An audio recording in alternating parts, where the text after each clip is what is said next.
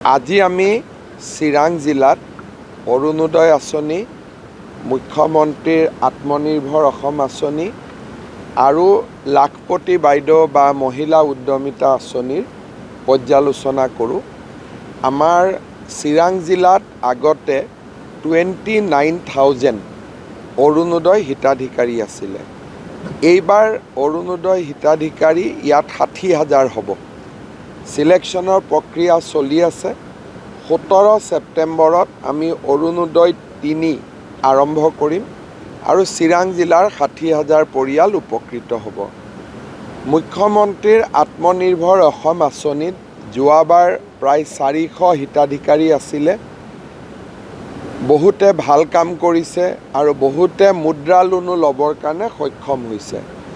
এইবাৰ আমি চিৰাং জিলাত আৰু 1200 যুৱক যুৱতীক মুখ্যমন্ত্ৰীৰ আত্মনিৰ্ভৰ অসম আঁচনি দিম।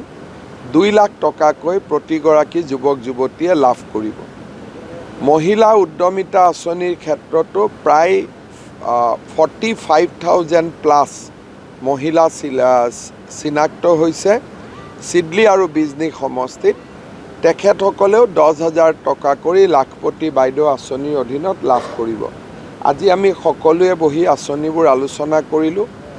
নতুনকৈ 4,000 ৰেচন কাৰ্ডো আহিছে চিডলি আৰু চিৰাঙৰ কাৰণে। আঁচনিবিলাকৰ যাতে সুবিধা সকলোৱে পাব পাৰে তাৰ কাৰণে আমি খুব সুন্দৰ কৰি আলোচনা কৰিলোঁ, যাতে সকলো ৰাইজে ইয়াৰ সুবিধা পাব পাৰে। আমাৰ কামটো একেদিনাই 1 ঘণ্টাত ধুনীয়াকৈ হৈ যায়।